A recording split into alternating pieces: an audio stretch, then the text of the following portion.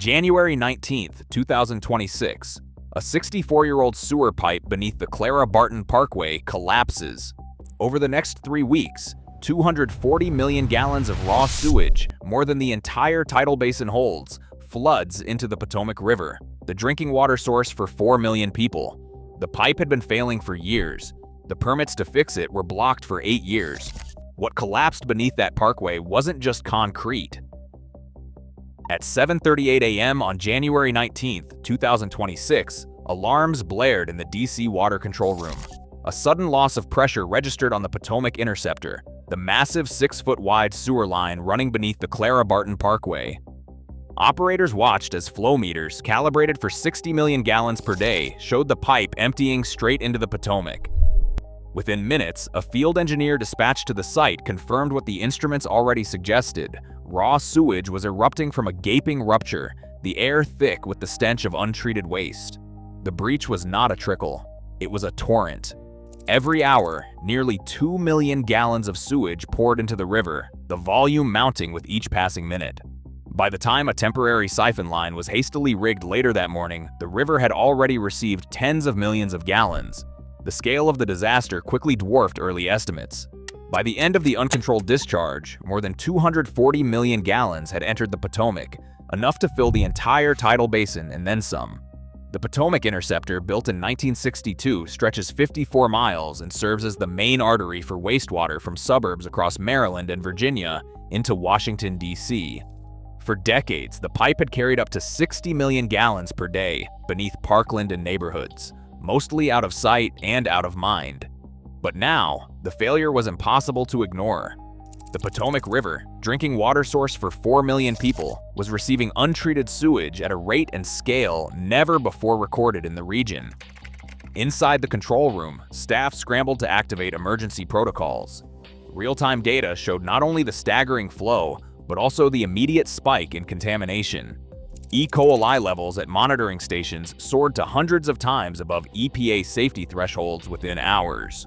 The numbers told a simple story. The safeguards designed to protect the river and the public had failed, and the consequences were spreading downstream. Inspection logs from the past decade show the Potomac Interceptor was never just another buried pipe.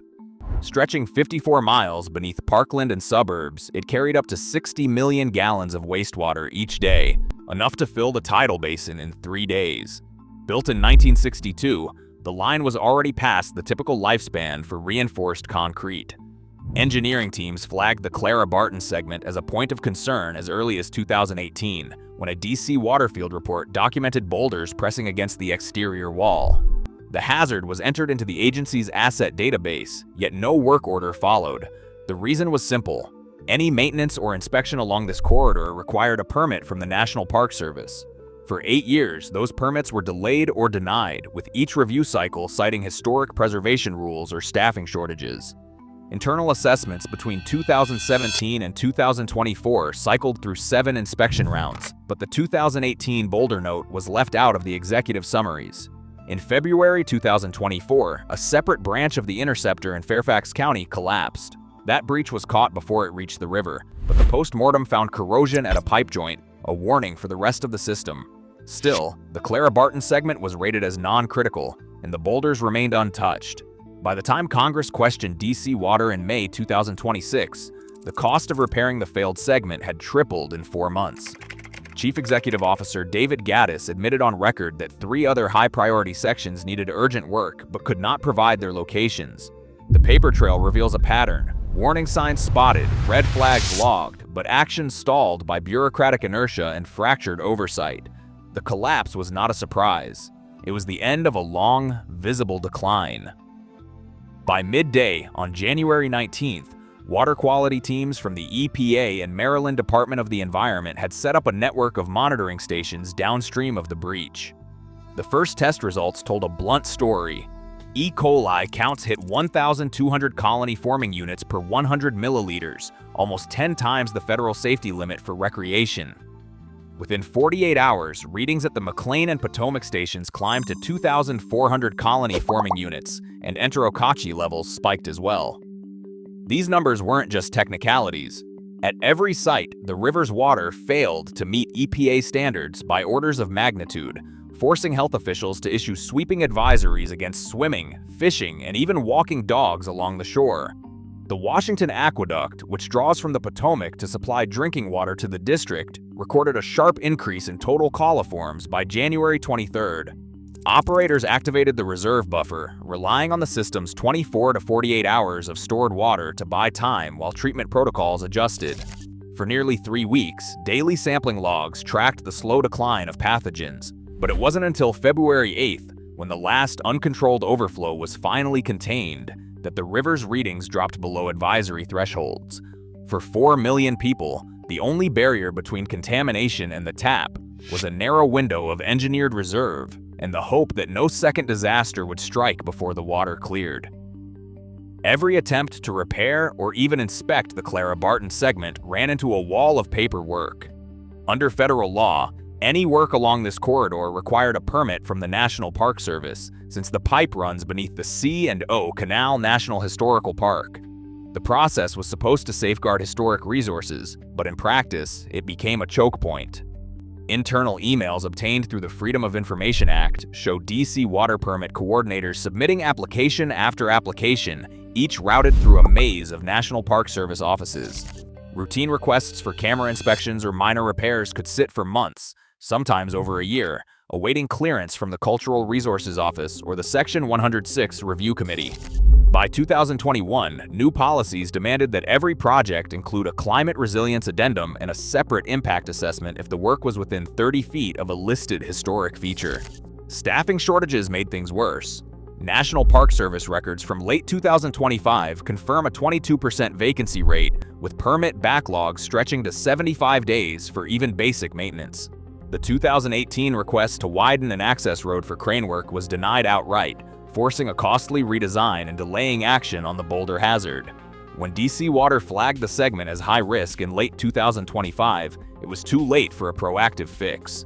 What began as a legal safeguard for Parkland became, over 8 years, a barrier to urgent infrastructure repair. The result? Known threats left unaddressed, and a pipe that failed exactly where the paperwork had stalled. On May 20, 2026, the House Subcommittee on Water Resources and Environment called DC Water's CEO, David Gadis, to testify under oath. The hearing room filled with documents and tension. Lawmakers pressed Gadis about the 8-year gap in maintenance permits, the warnings logged as early as 2018, and the collapse that sent more than 240 million gallons of sewage, enough to overflow the Tidal Basin, into a river that supplies drinking water to 4 million people. When asked about the cost of repairs, Gadis confirmed the figure had tripled since the breach. What started as a $20 million estimate in January had ballooned to $60 million by May. The committee demanded details on 3 additional high-priority pipe segments flagged as vulnerable. Gadis admitted he could not provide their locations, promising only a map within 30 days. The panel pressed for a clear answer. Did the entire 54-mile Potomac Interceptor need replacement? Gadis would not commit, citing the uncertainties of aging infrastructure and the impossibility of guarantees. The hearing exposed not just the price tag, but a deeper lack of transparency and control over the system's most at-risk stretches. Each unanswered question left the sense that the true scope of risk and responsibility remained just out of reach. Marcus Webb grew up fishing the Potomac with his father, casting lines from the muddy banks near Cabin John.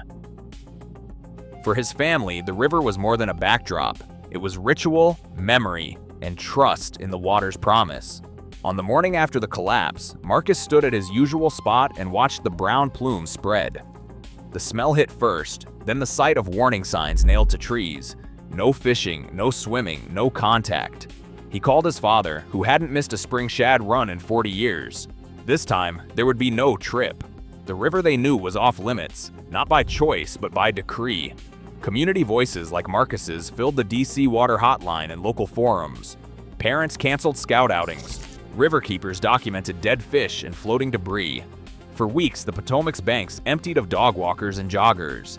The sense of loss ran deeper than inconvenience. Each day, the advisories remained.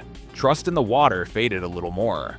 Meanwhile, the Army Corps' long-promised backup water study was quietly scaled back. The full replacement of the Interceptor remained unresolved, with no timeline and no guarantee. For Marcus and thousands like him, the river's safety, once assumed, now felt like a question with no answer. The system's failure was no longer abstract, it was personal, and it was unfinished. Today, the Potomac still carries the scars. E. coli levels spiked hundreds of times above Environmental Protection Agency limits, and 4 million people trust a system that failed to act despite years of warnings.